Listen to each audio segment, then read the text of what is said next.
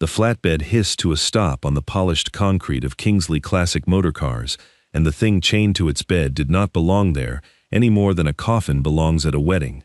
Rust had eaten through both rear quarter panels down to lace. The dash was gutted to bare metal, the seats long gone, one headlight socket staring out like something that had lost an argument. A man in a gray canvas jacket climbed down from the truck's cab without hurrying, walked to the winch, and began unspooling the chain with the patience of someone who had done this 10,000 times and expected to do it 10,000 more. Somewhere behind the glass doors, laughter had already started.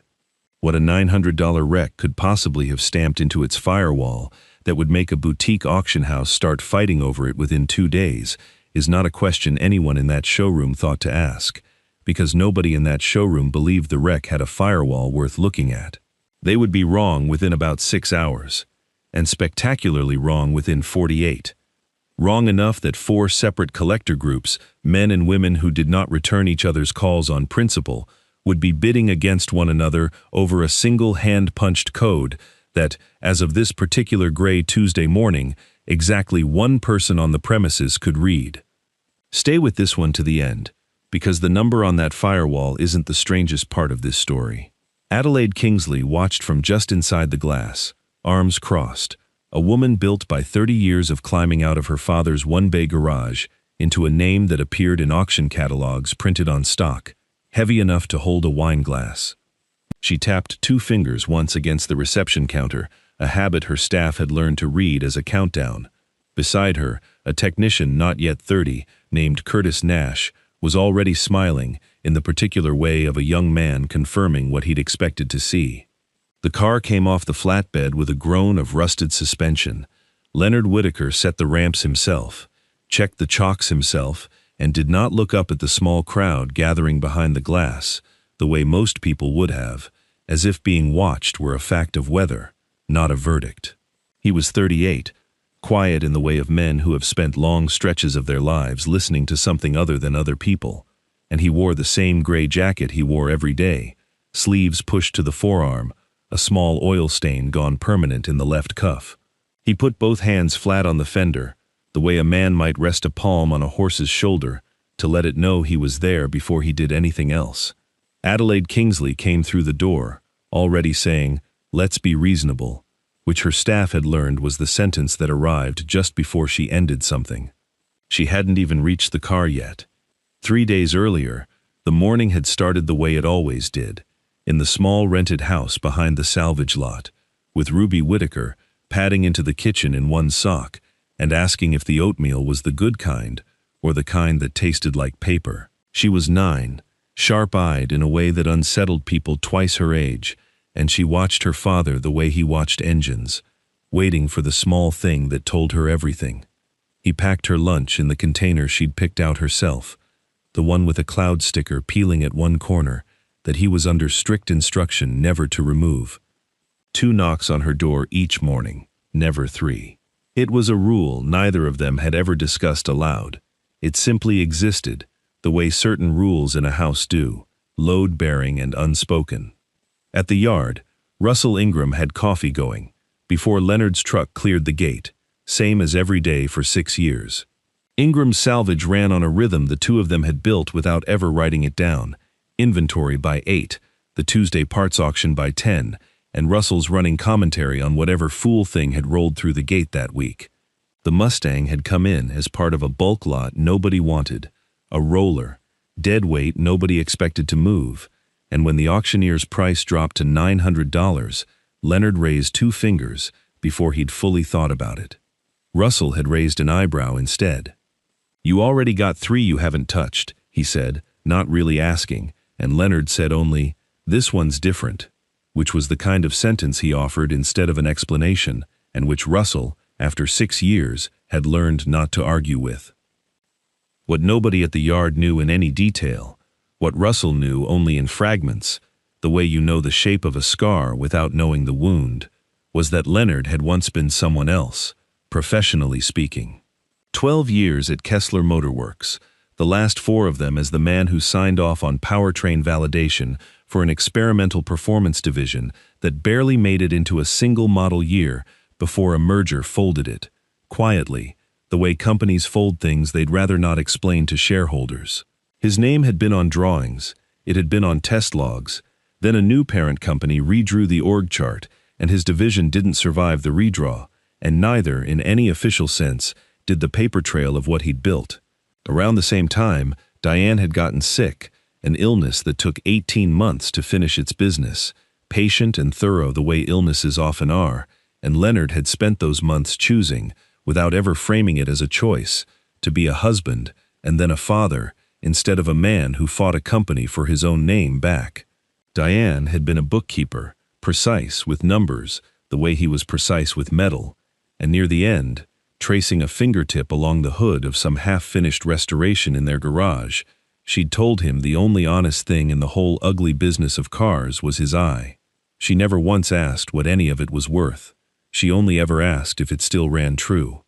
4 years gone now, and Ruby barely remembered her mother's voice, but she remembered, somehow, exactly what her father's face did whenever an engine turned over clean the first time.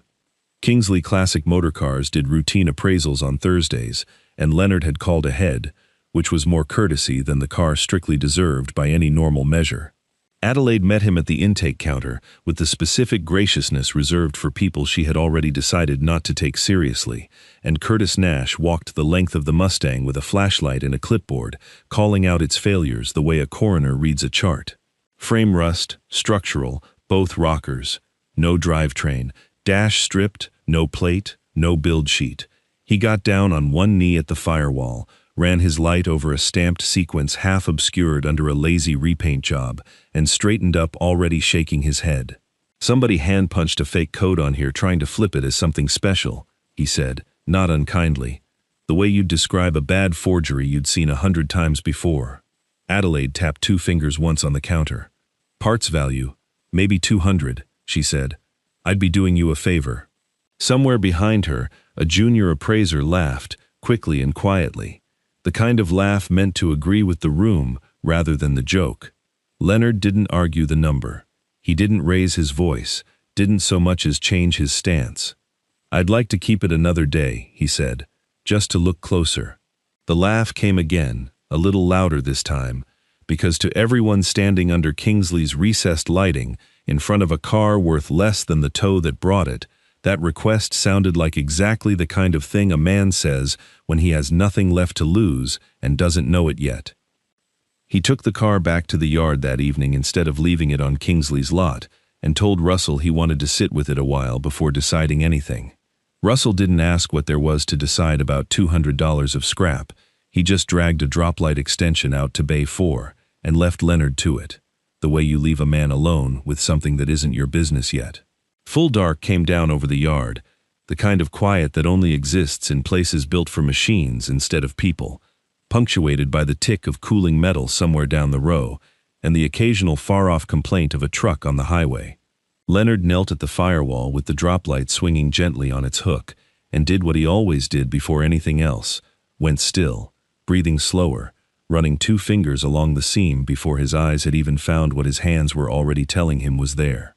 The repaint over the stamped area caught the light a shade warmer than the factory panels around it, a mismatch so small that Curtis Nash's flashlight, moving fast and confident, had walked right past it. Leonard didn't rush past it. He sat with it. Russell came out around midnight with 2 coffees and found him in the exact position he'd left him in 3 hours earlier. One knee on the concrete, fingers resting flat against cold steel like a man checking a pulse. "You gonna tell me what you're doing?" Russell said. "Or just keep doing it?" Leonard didn't answer right away. He was looking at the spacing between the punched characters beneath the paint, the depth of each strike, the faint burr at the edge of every digit where metal had been forced rather than pressed, and none of it matched any die pattern stamped into a consumer line Mustang that either of them had ever handled, not in 6 years at this yard, and not, though Russell didn't know this yet, in 12 years before it. "It's not fake," Leonard finally said. "It's just not supposed to exist." Russell set the coffee down on the fender and said nothing else, because in 6 years he'd learned that when Leonard Whitaker's voice dropped to that particular flatness, the smartest thing a man could do was wait. He didn't sleep that night, Around 4 in the morning, with Ruby still asleep in the house, and the yard lit only by the one droplight and a sliver of moon, Leonard finally let himself say the thing out loud that his hands had been telling him since sundown. The spacing was his, not his in the sense of familiar, his, specifically, the exact pattern of a manual punch guide he had built himself 12 years ago for a division that officially no longer existed and a project that had been erased from every filing cabinet that mattered. He found his phone and dialed a number he hadn't used in longer than he wanted to admit. Winston Aldington picked up on the fourth ring, voice thinner than Leonard remembered but no less certain, the voice of a man who had spent 40 years as Kessler's chief engineer and had never once needed to raise it to be heard. Leonard read him the sequence, digit by digit, the way you'd read coordinates to someone plotting a course. There was a long pause on the line, long enough that Leonard thought the call had dropped, and then Winston said, quietly, there were 11 of those. Not a question, a fact, laid down the way Winston laid down all his facts, without decoration. 11 prototype chassis, built for a performance package that never made it past internal testing before the merger scrubbed the whole program from the books, and Leonard Whitaker had punched the identifying code into every one of them himself, by hand, because the automated die hadn't been cut yet when the order came down to build them. He brought the car back to Kingsley's the next morning and said this plainly, without heat, standing in the same appraisal bay where Curtis Nash had knelt with his flashlight 2 days before. He didn't argue. He didn't raise his voice. He simply said what the metal had told him, and for the first time since he'd wheeled the Mustang off the flatbed, the room went completely, uncomfortably silent. The silence didn't last as long as it should have. Adelaide Kingsley, to her credit, did not dismiss him outright a second time. She had her staff pull the chassis number instead, running it against Kingsley's own historical acquisitions database, while Leonard stood with his hands loose at his sides, waiting the way he waited for everything, without impatience. What came back on the screen stopped even Curtis Nash's smirk cold. The exact chassis number was already in the system, logged 9 years earlier, flagged and rejected, the file notes reading, in language crisp enough to have been rehearsed, non-factory stamp, fraudulent provenance claim, do not reacquire. A car that had supposedly never existed until 3 days ago had, according to Kingsley's own paperwork, already failed authentication a decade before Leonard ever laid eyes on it. Adelaide read the entry twice, her composure holding, but her certainty visibly thinning, and said only, "That's not possible," in the tone of someone repeating a sentence because the alternative was worse. It got stranger before it got clearer.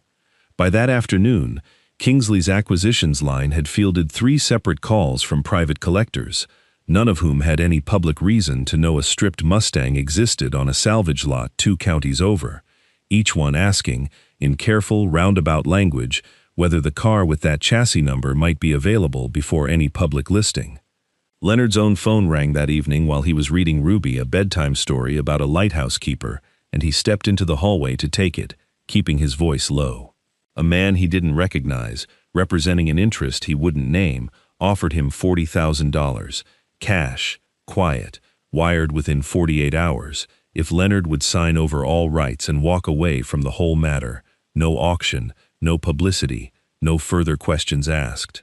Leonard said he'd think about it, hung up, and stood in the hallway a long moment with Ruby's book still open on his knee, because the offer told him something the money itself never could. Somebody, somewhere, wanted this settled quietly, and wanted it settled before anyone looked too closely at why a fraudulent car, and a genuine one, could apparently be the same object. He brought the rejection file to Russell instead of the money. They went through it together at the yard's back desk, under a bulb that buzzed faintly at one corner, Russell scrolling while Leonard read over his shoulder, both of them quiet, in the particular way of men doing careful work. The authentication signature at the bottom of the 9-year-old report belonged to a technician named on Kingsley's old letterhead, and it took Russell all of 10 minutes on an industry forum to find the man's own public profile, which stated, plainly, and without any reason to lie, that he'd left Kingsley Classic Motor Cars a full year before the date typed at the top of that very report. A man had signed off on a car's fraudulence a year after he'd stopped working there. Russell sat back in his chair. "That's not a mistake," he said. "That's a fill in the blank." They traced the digital trail the way Leonard traced a firewall seam, patiently, one layer at a time. The file's metadata, the login credentials used to upload it, the internal routing that had quietly buried an otherwise noteworthy discovery 9 years earlier instead of celebrating it. Every thread led to the same desk. Rupert Beaumont, Kingsley's head of acquisitions, a man who had been in that chair for over a decade, and had, as it turned out, logged the Mustang's authentic factory code himself, back when it first crossed his desk. Before deciding a quiet rejection filed under someone else's name was worth considerably more to him personally than an honest one filed under his own. He had let the car vanish into salvage circulation for pennies, waited 9 years for the noise to die down, and kept a private collector contact warm the entire time, intending to reacquire it cheaply through an intermediary and split a commission far from Kingsley's books once he judged the moment safe. The $40,000 offer to Leonard, it turned out, traced back through 2 shell arrangements to the very same desk. Russell looked at the screen a long time before he spoke again. 10 years, he's been sitting on 11 cars nobody else knew were missing, he said. And you found one of them by accident, in a bulk lot, for $900. Leonard didn't answer right away. He was thinking, though he didn't say it, that accident wasn't quite the word for a man who'd spent his whole life learning to feel metal, the way other people read faces. The auction preview floor was fuller than Leonard had ever seen it, chairs arranged in loose rows, a dozen serious bidders and twice that many onlookers. Adelaide Kingsley standing near the podium with her composure drawn tight around her like a coat she'd chosen for the weather rather than for comfort. Winston Aldington had flown in the day before, 70-something years, folded into a posture still stubbornly straight, and when Adelaide introduced him as an independent authority, brought in to verify the chassis, he didn't wait for a formal question.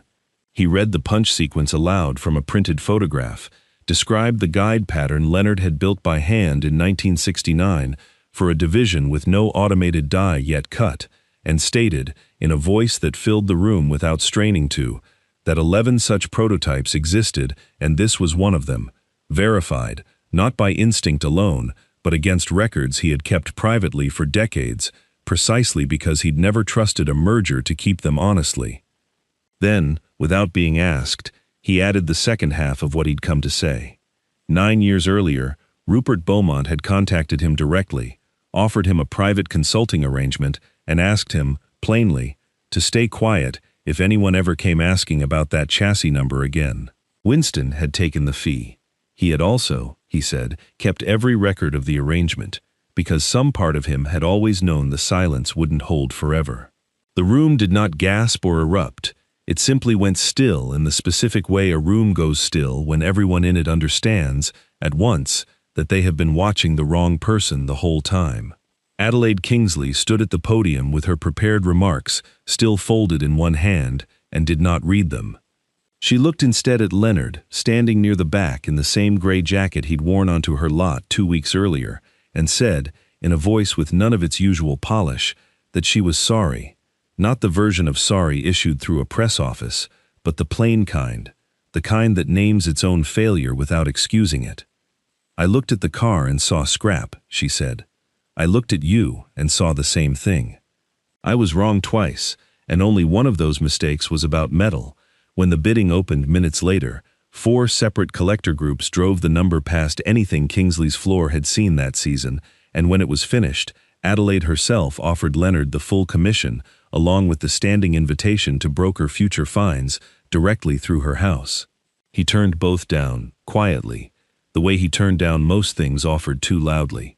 He asked instead that the proceeds fund something smaller and less easily photographed, an apprenticeship at Ingram's Salvage for young people nobody else had bothered to look at twice, set up in the name of a bookkeeper who had never once asked what any engine was worth, only whether it still ran true. 6 months later, Rupert Beaumont's name no longer appeared anywhere on Kingsley Classic Motorcars' letterhead. His departure handled the way the company now handled everything, plainly and on the record, with a revised authentication policy posted publicly on its website and cited, more than once, in industry write-ups as evidence that the house had learned something the hard way. Curtis Nash still worked the floor there, though differently than before. He'd asked, a few weeks after the auction, whether he could come out to Ingram's salvage on his own time to learn how Leonard actually read a car. And he came most Saturdays now, quiet and attentive, in a way that suited him better than the smirk had. Twice already his own careful eye had caught a mislabeled part number that would once have slipped past him entirely, and he'd taken to saying, without much ceremony, that he'd rather be slow and right than fast and wrong, which was as close as Curtis Nash ever came to admitting he'd been humbled. Russell kept the coffee going same as always, though he'd started leaving an extra cup out on Saturdays now, and never once mentioned why. At the small rented house behind the yard, on an ordinary evening with nothing in particular to market, Ruby sat at the kitchen table with a box of crayons and a folded photograph her father had left out. The firewall stamp, printed flat and gray, the sequence he'd carried in his hands for 12 years before anyone else could read it. She copied it in orange, because she said gray wasn't a color a person should have to look at twice a day, and the next morning, before Leonard had even started the truck, she climbed up into the cab and taped her drawing carefully inside the visor, exactly where a real dash plate would have hung once, a lifetime ago, on a car nobody had bothered to save. Leonard didn't say anything about it. He didn't have to. If you've ever been the person everyone measured wrong, you already know what that silence in the room is worth. And you know, too, that some things are never worth more than the moment somebody finally looks close enough to see them plainly, for exactly what they always were.